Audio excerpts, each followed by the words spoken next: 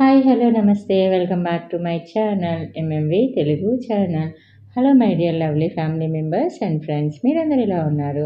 నేను చాలా బాగున్నాను. మీరు కూడా చాలా బాగుండాలని మనస్ఫూర్తిగా దేవుణ్ణి కోరుకుంటున్నాను. ఈరోజు మనం నీ మనసు నాకు తెలుసు పార్ట్ 11లోకి వచ్చేసాం. ఇంకా మనము కథలోకి వెళ్ళే ముందు నాది చిన్న విజ్ఞప్తి. మీరు కనుక నా ఛానల్ని ఫస్ట్ టైం చూస్తున్నారా, చూస్తూ ఇంకా సబ్స్క్రైబ్ చేసుకోలేదా, అయితే ఇప్పుడే సబ్స్క్రైబ్ చేసుకోండి. సబ్స్క్రైబ్ బటన్ రెడ్ కలర్లో ఉంటుంది, దాన్ని క్లిక్ చేస్తే బెల్ ఐకాన్ వస్తుంది. దాన్ని క్లిక్ చేసి ఆల్ అనే ఆప్షన్ని ఎంచుకోండి. ముందు నేను చెప్పే మరిన్ని ఇంట్రెస్ట్కరమైన సిరీస్ అప్డేట్స్ అన్నీ మీకు నోటిఫికేషన్ రూపంలోకి వచ్చేస్తాయి. ఇంకా కథలోకి వెళ్ళిపోదామా? ఏమైంది అంది. నిన్న కథలో ఏం జరిగిందంటే, తనకి మెట్రో రైలు ఎక్కాలని, పాలికా బజార్లో షాపింగ్ చేయాలని ఉందని చెబుతుంది మీనాక్షి.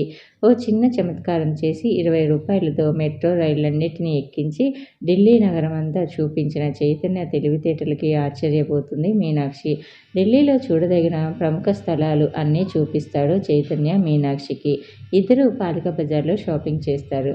తను సివిల్ సర్వీస్ పరీక్ష రాసి ఐఏఎస్కి సెలెక్ట్ కావడానికి గల కారణం తన మామయ్య కొడుకే అని చెబుతుంది మీనాక్షి. మీరిప్పటి వరకు ఎవరినైనా ప్రేమించారా అని మీనాక్షిని అడుగుతాడు చైతన్య. అందుకు సరైన సమాధానం చెప్పలేదని తెలిసి మిత్రుడిని మందలిస్తాడు మోహన్. ఇద్దరు మంచి ఫ్రెండ్స్ అయ్యారులా ఉంది అని మీనాక్షి చైతన్యతో అంటాడు ప్రొఫెసర్ చావ్లా. కుతుబ్ మినార్ వద్ద ఇద్దరు ఫోటోలు దిగుతారు. ఆ సాయంత్రం మీనాక్షి తిరిగి వెళ్ళిపోతుందని తెలిసి మూడ్ అప్సెట్ అవుతుంది చైతన్యకు. ఆ తర్వాత వాళ్ళు కూల్ డ్రింక్ ఆర్డర్ చేస్తారు. అది ఒక రకంగా ఉండటంతో చైతన్య గట్టిగా అరిచేస్తాడు. ఏమైంది అంది మీనాక్షి.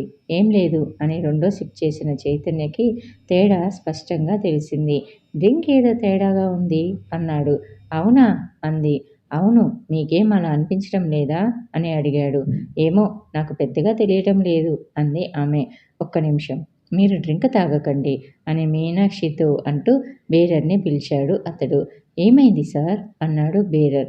నువ్వు మాకిచ్చిన థమ్సప్ ఒరిజినలేనా అడిగాడు చైతన్య. ఆ అనుమానం మీకెందుకు వచ్చింది సార్? మాది ప్రతిష్టాత్మకమైన హోటల్, ఇక్కడ డూప్లికేట్లకి స్థానం లేదు అన్నాడు బేరర్. కబుర్లు చెప్పకు, థమ్సప్ చిన్నప్పటి నుంచి తాగుతున్నాను నేను, దాని రుచి నాకు తెలుసు అన్నాడు. లేదు సార్, నేను మీకు ఇచ్చినది 100కి 100 రూపాయలు ఒరిజినల్ బ్రాండ్ డ్రింకు అనేసి అన్నాడు. అంటే నేను అబద్ధం చెప్తున్నానంటావా కోపంగా అన్నాడు చైతన్య. ఏమో, నాకేం తెలుసు అని అతడు మీనాక్షి వైపు తిరిగి, మేడం మీకేమైనా తేడా తెలుస్తుందా అన్నాడు. అందుకు చైతన్య, ఇక్కడ నేను అడుగుతుంటే నువ్వు అక్కడెందుకు అడుగుతావు అని కోపంగా అన్నాడు చైతన్య. అది కాదు సార్, మీకు రుచి తెలియలేదేమోనని అన్నాడు బేరర్ సర్ది చెప్తున్నట్టుగా. అప్పటికే వాళ్ళ టేబుల్ దగ్గర చాలామంది జనం గుమికూడి ఏం జరిగిందో ఎంక్వైరీలు చేయసాగారు. మీది ఎంత గొప్ప హోటల్ అయినా కావచ్చు, కానీ కల్తీ వస్తువులు, డూప్లికేట్ వస్తువులు అమ్మటం నేరం. ఫుడ్ కంట్రోల్ వాళ్ళకి ఫిర్యాదు చేస్తే మీ హోటల్ మూసేస్తారు తెలుసా అనేసి అన్నాడు. ఈ గొడవకి మేనేజర్ వచ్చాడు అక్కడికి. ఏమైంది సార్ అన్నాడు. చైతన్య అతడికి మొత్తం వివరించి చెప్పాడు. నేను చిన్నప్పటి నుంచి థమ్సప్ లెక్కలేనన్ని సార్లు తాగాను. ఏది ఒరిజినలో ఏది డూప్లికేటో ఇట్టే చెప్పేయగలను అన్నాడు. మా హోటల్లో డూప్లికేట్ వచ్చే ప్రసక్తే ఉండదు సార్ అన్నాడు మేనేజర్. నాకు ఇచ్చినది డూప్లికేట్ డ్రింక్ అని ఖచ్చితంగా చెప్పగలను అని అన్నాడు. అంత ఓవర్ కాన్ఫిడెన్స్ వద్దు మీ వాళ్ళ మీద. మీకు తెలియకుండా కింద వాళ్ళు కుమ్మక్కై కొన్ని పనులు చేస్తారు సార్ అన్నాడు చైతన్య. అతడి మాటలకు సర్వర్ కోపంగా చూశాడు చైతన్య వంక. సార్, మీరు నా మీదే మా ఓనర్కి చెప్తున్నారా అనేసి అన్నాడు. గుమ్మడికాయలు దొంగ అంటే భుజాలు తడుముకోవడం అంటే ఇదే, నేను నిన్న అన్నానా అన్నాడు చైతన్య. మీరు వచ్చిన దగ్గర నుంచి చూస్తున్నాను సార్, మీకు నా ముఖం నచ్చలేదు, నా మీద చిర్రుబుర్రులాడుతున్నారు, ఇప్పుడు నా మీద నిందలు వేస్తున్నారు బేరర్ ఉడుకుమోత్తనంగా అన్నాడు. చైతన్యకి మరింత కోపం వచ్చింది. నీ ముఖం నాకు నచ్చలేదా? పిచ్చి పిచ్చిగా ఉందా? అసలు నీ ముఖం నాకెందుకు నచ్చాలి అని ఇంకా ఏదో అనబోతుంటే మీనాక్షి అతన్ని ఆపింది. ఎందుకు చైతన్య గొడవ? మీ డ్రింక్ ఏదో కంటామినేట్ అయి ఉంటుంది, వేరేది తీసుకుందాం అని అంది. ఆమె మాటలకి హోటల్ మేనేజర్ ముఖం ప్రసన్నంగా మారింది. అవునండి, ఏదో పొరపాటు జరిగి ఉంటుంది, మీకు వేరేది ఇస్తాం అని అన్నాడు. బేరర్ ఆ 2 డ్రింకులు తీసేసి, సార్ వాళ్ళకి వేరేది తీసుకురా అన్నాడు. చైతన్య మాత్రం బేరర్ని మింగేసేలా చూస్తూ ఉన్నాడు. బేరర్ పరిస్థితి కూడా అలాగే ఉంది. ఉక్రోషంగా చూస్తున్నాడు చైతన్య వంక. వద్దు మీనాక్షి గారు, వేరే హోటల్కి వెళ్దాం పదండి అన్నాడు చైతన్య. మీనాక్షి లేచి డబ్బులు ఇవ్వబోతుంటే ఆ హోటల్ మేనేజర్ వద్దన్నట్టుగా సైగ చేశాడు. మీరిక్కడి నుంచి కదిలితే మాకు అదే 10,000 అన్నట్టుగా ఉంది అతడి వాలకం. అప్పటికే జనం చుట్టూతా మూగి సినిమా చూస్తున్నట్టుగా చూస్తున్నారు. చైతన్య బయటికి వెళ్తూ బేరర్ వంక కోపంగా చూడ్డాన్ని, బేరర్ చైతన్యని మింగేసేలా చూడ్డాన్ని గమనించి నవ్వుకుంది మీనాక్షి. ఆ బేరర్ మీద మీకెందుకు అంత కోపం వచ్చింది నవ్వుతూ అంది మీనాక్షి. మూడ్ పాడు చేశాడు, డూప్లికేట్ డ్రింక్ ఇచ్చి అన్నాడు చైతన్య. మీనాక్షి నవ్వింది. నాకిచ్చిన థమ్సప్ బాగానే ఉంది అంది. మీకు సరిగా తెలిసి ఉండదు, అది డూప్లికేట్, నేను ఖచ్చితంగా చెప్పగలను అన్నాడు చైతన్య. మీకు రహస్యం చెప్పనా అని అంది. చైతన్య ప్రశ్నార్థకంగా ఆమె వైపు చూశాడు. ఏమిటి అని. మీకిచ్చిన కూల్ డ్రింక్ కూడా ఒరిజినల్దే, కానీ నేను దాంట్లో మీరు చూడకుండా టేబుల్ సాల్ట్ కలిపాను చిన్నగా నవ్వుతూ చెప్పింది. అవునా? నమ్మలేనట్టుగా అన్నాడు అతడు. అతడికి జరిగినది తలుచుకుంటే తెరలుగా నవ్వు వచ్చింది. బేరర్ ముఖం తన ఆవేశం గుర్తొచ్చి నవ్వు ఆగలేదు. అయితే ఇది మీ పని అన్నమాట. అనవసరంగా బేరర్ నేను ఆవేశపడి కొట్టుకున్నాం. అసలు ఎందుకు అలా చేశారు అని నవ్వుతూ అన్నాడు. మీరిప్పుడు ఇలా నవ్వుతారని అందే మీనాక్షి. అతడు ఆశ్చర్యంగా చూశాడు ఆమె వంక. అవును, ఎయిర్పోర్ట్కి వచ్చినప్పటి నుంచి మీ ముఖం చూస్తున్నాను, చాలా డల్గా ఉన్నారు. ఒక మనిషికి వీడ్కోలు చెప్పటం ఇంత బాధ కలిగిస్తుందన్న విషయం నేను మొదటిసారి చూశాను. ఎలాగైనా మిమ్మల్ని ఆ మూడ్ నుంచి బయటకు తీసుకువచ్చి నవ్వించాలనిపించింది. అందుకే చిన్న ప్రాక్టికల్ జోక్ చేశాను. ఎందుకంటే మీరు నాకు దిగులుగా కాదు, నవ్వుతూ వీడ్కోలు చెప్పాలి. మనం మళ్ళీ కలుస్తాం. అప్పటికి వాళ్ళ లగేజ్ ట్రాలీ తీసుకొని లోపలి వరకు వచ్చేశారు. ఆమె చెక్ఇన్కి వెళ్ళాల్సిన సమయం దగ్గర పడుతుంది. మరి నేను వెళ్ళిరానా అని నవ్వుతూ అడిగింది ఆమె. పెదవులు నవ్వుతున్నా కళ్ళు చెమ్మగిల్లి ఉండటాన్ని గమనించాడు అతడు. చిరునవ్వుతో మొదలై ఊసులతో పెరిగి కన్నీటి చుక్కతో అంతమయ్యేదే ప్రేమ. నిన్ను చూడాలనుకున్నప్పుడు నేను చూడలేను, నిన్ను నా కౌగిలిలో బంధించాలనుకున్నప్పుడు బంధించలేను.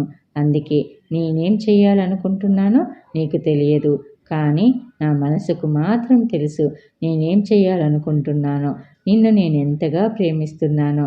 అతడి కళ్ళు ఆమెతో ఐ లవ్ యూ అన్నాయి. అతడి పెదవులు ఆమె బుగ్గలతో ఐ లవ్ యూ అనాలని తహతహలాడుతున్నాయి. ఆపుకోలేనట్టుగా ఆమెను 2 చేతులతో దగ్గరకు తీసుకొని కౌగిలించుకున్నాడు. అది ఎయిర్పోర్ట్ అని, నలుగురు తమని చూస్తున్నారని, ఆమెతో తన పరిచయం అంత దూరం వెళ్ళలేదన్న స్పృహ అతడికి ఆ క్షణంలో కలగలేదు. చేజారిపోతున్న ఏదో పెన్నిదిని గుండెలకు హత్తుకున్నట్టుగా ఆమె నుదుటి మీద చుంబించాడు. అతడి చర్యకి ఆశ్చర్యపోయినట్టుగా చూసింది ఆమె. చుట్టూ ఉన్న జనాలు వాళ్ళిద్దరినీ పట్టించుకోలేదు. భార్యాభర్తలు ఒకరికొకరు వీడ్కోలు చెప్పుకుంటున్నారు అనుకున్నారు. ఒక్క క్షణం అతడి కళ్ళల్లోకి కళ్ళు పెట్టి చూసి ట్రాలీని చెక్ఇన్ కౌంటర్ వైపు నడిపించుకుంటూ వెళ్ళిపోయింది ఆమె. ఆమె వెళ్ళిన వైపే నీళ్లు నిండిన కళ్ళతో చూస్తూ ఉండిపోయాడు. ఆమె కనుమరుగయ్యాక నెమ్మదిగా జేబులో చేతులు పెట్టుకొని పార్కింగ్ వైపు నడుస్తుంటే ఇందాక తాము కూల్ డ్రింక్ తాగుతూ గొడవపడ్డ రెస్టారెంట్ కనిపించింది. అప్రయత్నంగా చైతన్య ముఖం మీద నవ్వు కదలాడింది. రెస్టారెంట్లోకి వెళ్ళి కౌంటర్ దగ్గర నిలబడి ఆ బేరర్ని తన దగ్గరకు రమ్మన్నట్టుగా సైగ చేశాడు. మళ్ళీ ఏమొచ్చింది అన్నట్టుగా చూస్తూ ముఖం మార్చుకొని చైతన్య దగ్గరకు వచ్చాడు అతడు. ఇందాక నాకు ఇచ్చిన కూల్ డ్రింక్లో ఏదో పొరపాటు జరిగినట్టుంది. అంత మాత్రాన నీతో అలా దెబ్బలాడటం తప్పే. ఐ యామ్ సారీ అతడు తన దగ్గరికి వచ్చాక అన్నాడు. అతడు ఆశ్చర్యపోయినట్టుగా చూస్తూ ఉంటే అతడి భుజం మీద సున్నితంగా తట్టి అక్కడి నుంచి కదిలాడు చైతన్య. ఎయిర్పోర్ట్ నుంచి బయటకు వెళ్ళగానే అతడు చేసిన మొదటి పని తల్లికి ఫోన్ చేయటం. అతడున్న ప్రస్తుత పరిస్థితి నుంచి మామూలు స్థితికి రావాలంటే అది తల్లితో మాట్లాడితేనే సాధ్యమవుతుందని అతడికి తెలుసు. మామూలు మాటలైన తర్వాత ఎప్పటిలాగానే అడిగింది అతడి తల్లి కమల. నీ రీసెర్చ్ పని ఎప్పటికి పూర్తవుతుందిరా అని. మరో 2 నెలల్లో అయిపోతుందమ్మా. ఆ తర్వాత నువ్వు చెప్పినట్టుగా ఏదో ఉద్యోగం చూసుకొని వెంటనే పెళ్లి చేసుకుంటాను. ప్రతిసారి పెళ్లి విషయం ఆమె ఎత్తుతుంది. ఈసారి తను ఎత్తకుండా కొడుకే అనేసరికి ఆమెకేదో అనుమానం వచ్చింది. అయినా సరే ఆనందంగా అనిపించింది ఆమెకి. నువ్వు కోరుకున్నావని మీ నాన్న చదివిస్తున్నారు. కానీ ఉద్యోగం చేసుకోవాల్సిన అవసరం ఏమొచ్చిందిరా? మన పొలాల్ని చూసుకుంటే నీకు ఉద్యోగం ఎందుకు? రీసెర్చ్ అనగానే పెళ్లి చేసేసుకో. రీసెర్చ్ అవగానే పెళ్లి చేసేసుకో ఎప్పటిలా అంది. సరేనమ్మా, నీ ఇష్ట ప్రకారమే కానిద్దాం. కొడుకు ఎప్పటిలా వాదించకుండా ఫోన్ పెట్టేయటంతో ఆశ్చర్యంతో నోరు వెళ్ళపెట్టింది ఆమె. ఏదో అర్థమైనట్టనిపించి ఎవరా అమ్మాయి అని అడగాలన్న ప్రశ్న నోటిలోనే ఉండిపోయింది. తల్లి మనసులో కదులుతున్న భావాల్ని ఊహించుకుంటూ నవ్వుకుంటూ బయటికి నడిచాడు చైతన్య. అతడు ఎయిర్పోర్ట్లో నుంచి బయటకు వస్తుంటే ఎదురుగా హోర్డింగ్ మీద అండర్వేర్ల అడ్వర్టైజ్మెంట్ కనిపించింది. ఆ హోర్డింగ్ను తదేకంగా చూస్తూ మీనాక్షి ఆర్ నోబడీ అనుకున్నాడు. అతడు నవ్వుకుంటూ అతడి మనసు నిండా మీనాక్షికి సంబంధించిన జ్ఞాపకాలు నిండిపోయాయి. ఆమెకి ఫోన్ చేయాలనిపించింది. కానీ ఫ్లైట్లో ఉన్న ఆమె ఫోను అందుబాటులో ఉండదని ఆ ప్రయత్నాన్ని విరమించుకున్నాడు. తన మొబైల్ ఫోన్లో తెలుగు అప్లికేషన్ ఆన్ చేసి మెసేజ్ టైప్ చేశాడు. వసంతాన్నై మకరందాలను, గ్రీష్మాన్నై మల్లెలను, వర్ష ఋతువునై చిరుజల్లులను, శరత్తునై తెల్లని చల్లని వెన్నెలను, హేమంతాన్ని చేమంతులను, శిశిరాన్ని తుషార బిందువుల హారాలను నజరానాగా నీకు సమర్పించుకుంటాను. నన్ను పెళ్లి చేసుకుంటారా? మొబైల్ కీప్యాడ్ మీద చిన్న అక్షరాలను చూసుకుంటూ తెలుగులో టైప్ చేయటం అలవాట్లేని పనే అయినా అతడికి ఏమాత్రం కష్టంగా అనిపించలేదు. అప్పుడు మనం ఎప్పటికీ మన వల్ల కాదనుకున్న పనులని మన చేత చేయించేదే ప్రేమ. సమయం రాత్రి 8:30 అవుతుంది. మీనాక్షి నుంచి ఏ మెసేజీ రాలేదు. ఎప్పుడూ లేనిది పదే పదే తన సెల్ ఫోన్ను చెక్ చేసుకుంటున్నాడు చైతన్య. ఏమైనా మెసేజ్ కానీ కాల్ కానీ వస్తుందేమోనని. జీవితంలో దేనికి అంతగా టెన్షన్ పడలేదు అతడు. తన మెసేజ్ చూసి ఆమెకి కోపం వచ్చిందా? ఆమె మనసు తెలుసుకోకుండా తను ఎయిర్పోర్ట్లో ఆమెని కౌగిలించుకొని ముద్దు పెట్టుకొని తర్వాత ఆమెకి పెళ్లి చేసుకుందామా అని మెసేజ్ ఇచ్చి తొందరపడ్డానా? అప్పుడు ఏదో ఊపులో అసంకల్పితంగా ఆ పనులన్నీ చేసేశాడు. కానీ ఇప్పుడు తలుచుకుంటుంటే గిల్టీగా అనిపిస్తుంది.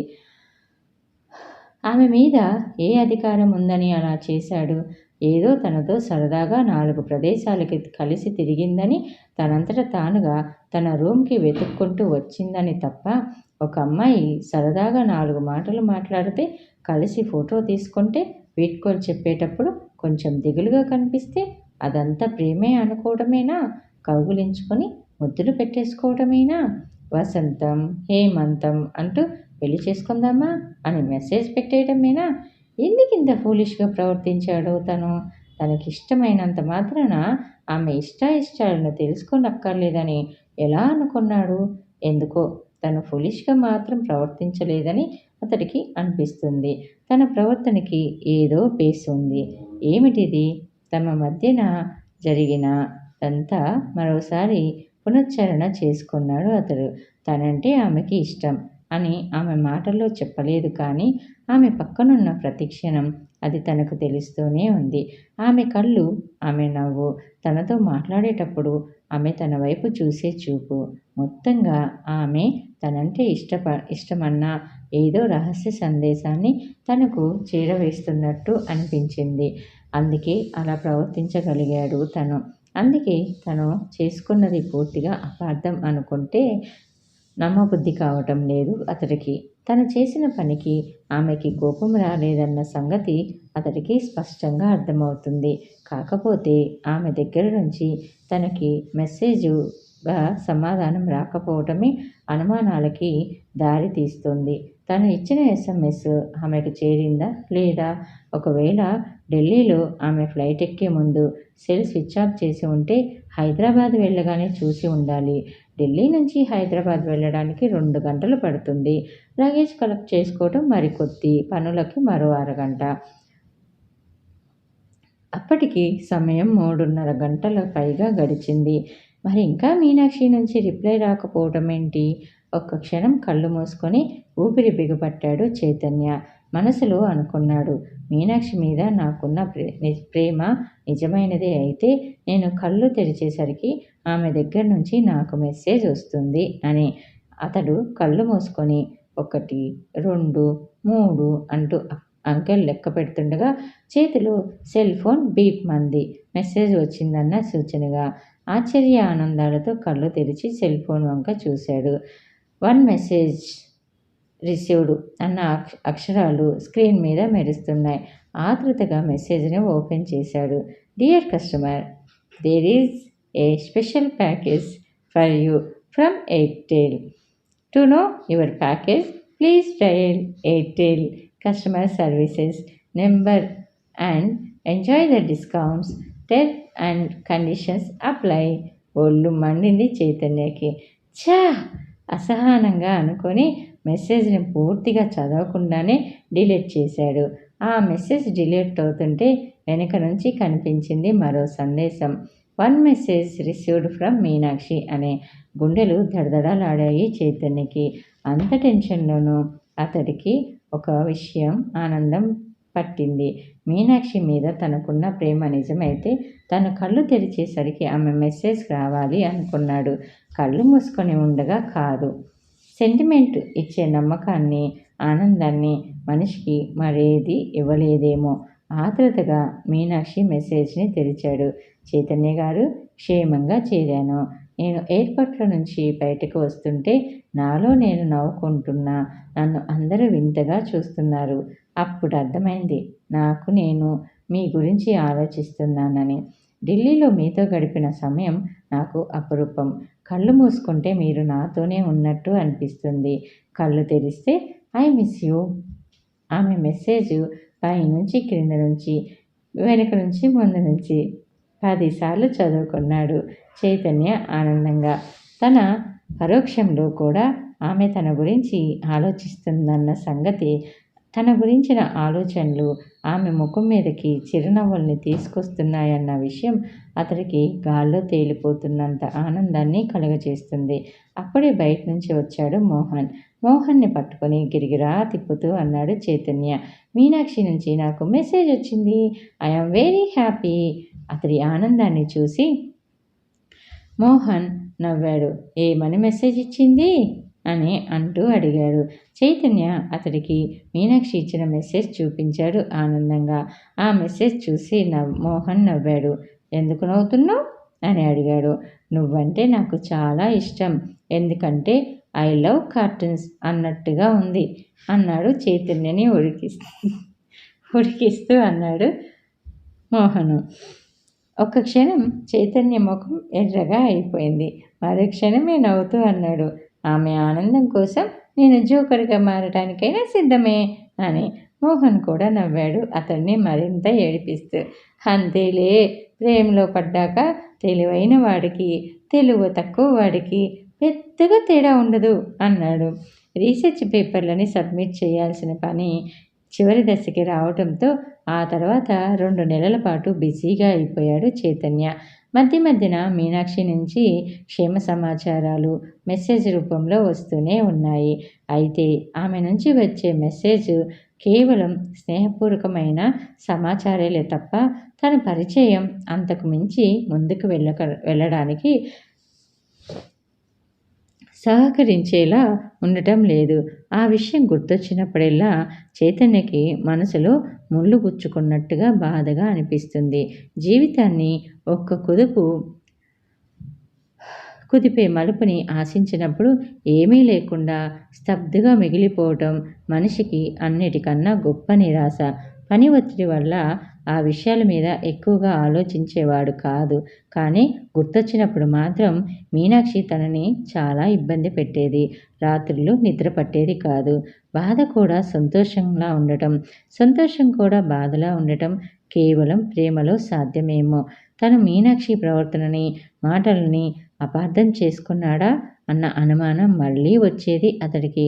మధ్య మధ్య ప్రొఫెసర్ చావ్లా అడిగేవాడు, మీనాక్షి ఎలా ఉంది, ఫోన్ చేస్తుందా అని. ఆమె ప్రసక్తి వచ్చినప్పుడు చైతన్యకి మనసంతా అదోలా అయిపోయేది. ఒక ఉప్పెనలా వచ్చి తన జీవితాన్ని ఒక్క ఊపు ఊపేసి ఇలా నిశ్శబ్దంగా అయిపోయిందేమిటి ఆమె? ఏం జరిగింది? మోహన్ కూడా ఆమెకు ఫోన్ చేసి మాట్లాడమని చాలాసార్లు ఒత్తిడి చేశాడు. అయితే ఆమె మనసు తెలుసుకోకుండా ఒకసారి తొందరపడ్డాడేమోనన్న అనుమానం వల్ల మరోసారి తొందరపడటం ఇష్టం లేక చైతన్య ఆ పని చేయలేకపోతున్నాడు. అందుకే మీనాక్షి దగ్గర నుంచి సమాచారం కోసం ఎదురుచూస్తూ తన దృష్టినంతా తను సబ్మిట్ చేయాల్సిన రీసెర్చ్ పేపర్ల మీదే కాన్సంట్రేషన్ చేయసాగాడు. ఆమెని మర్చిపోవడం మాత్రం అంత సులువైన విషయం కాదన్నది మాత్రం అతడికి స్పష్టంగా తెలుస్తుంది. మెట్రో రైలు ఎక్కినప్పుడు ఆమె గుర్తొస్తుంది. ఢిల్లీ రోడ్ల మీద తిరుగుతున్నప్పుడు ఆమె గుర్తొస్తుంది. రూమ్ బయట బాల్కనీలో నిలబడితే ఆ రోజు ఆమె అకస్మాత్తుగా వచ్చి బయట ఆటోలోంచి దిగటం గుర్తొస్తుంది. బయట కురుస్తున్న మంచు చూస్తుంటే ఆమె గుర్తొస్తుంది. ఆమ్లెట్ తింటే ఆమె గుర్తొస్తుంది. టీ తాగుతుంటే ఆమె గుర్తొస్తుంది. థమ్సప్ సీసాని చూస్తే ఆమె గుర్తుకొస్తుంది. యక్షిణి స్పర్శకి మామూలు వస్తువులన్నీ బంగారంలాగా మారిపోయినట్టుగా మామూలు జ్ఞాపకాలన్నీ మీనాక్షి సమక్షంలో ప్రత్యేకమైపోయి తనని ఇబ్బంది పెడుతున్నాయి. ఎందుకు మీనాక్షి తను ఇచ్చిన మెసేజ్కి సరైన సమాధానం చెప్పడం లేదు? ఎందుకు తమ బంధాన్ని అనుబంధంగా మార్చుకోవటానికి తర్వాత స్టెప్ తీసుకోవటం లేదు? తల్లి ఫోన్ చేసినప్పుడల్లా అతన్ని పెళ్లి విషయం అడుగుతుంది. చైతన్యకి ఏమని సమాధానం చెప్పాలో అర్థం కావటం లేదు. రీసెర్చ్ పేపర్లు సబ్మిట్ చేసిన ఆఖరి రోజు అతడికి శూన్యంలా అనిపించింది. ఇప్పుడు తన జీవిత గమ్యం ఏమిటి? ఎక్కడికి వెళ్ళాలి తను? తల్లి పెళ్లి చేసుకోమని తొందర పెడుతుంది. ఇక్కడే ఉండి ఉద్యోగం చూసుకో, నువ్వు ఒప్పుకుంటే మా టీవీ ఛానల్లోనే నీకు ఉద్యోగం చూస్తాను అంటూ ఉన్నాడు మోహన్. ఎటూ తేల్చుకోలేనట్టుగా ఉంది చైతన్యకి. ఉద్యోగం, స్థిరపడటం ఇవేమీ కాదు అతడి అస్తమితానికి కారణం. మీనాక్షి మౌనం. అది అతడికి ఊపిరి ఆడనట్టుగా అనిపిస్తుంది. తర్వాత ఏం జరిగింది అని తెలుసుకోవాలనుకుంటున్నారా? అయితే నెక్స్ట్ ఎపిసోడ్ వరకు వెయిట్ చేయండి. అలానే ఈరోజు పెళ్లి రోజులు, పుట్టినరోజులు జరుపుకునే వాళ్ళందరికీ many more happy returns of the day అండి. మీరు ఇలాంటి అకేషన్స్ మరిన్ని జరుపుకోవాలని మనస్ఫూర్తిగా దేవుణ్ణి కోరుకుంటున్నాను. అలానే ఒక చిన్న లైక్ ఇవ్వండి. అలానే మీ ఫ్రెండ్స్ అండ్ ఫ్యామిలీ మెంబర్స్కి నా ఛానల్ని షేర్ చేయండి. Thanks for the watching. Bye bye. Take care. See you soon again.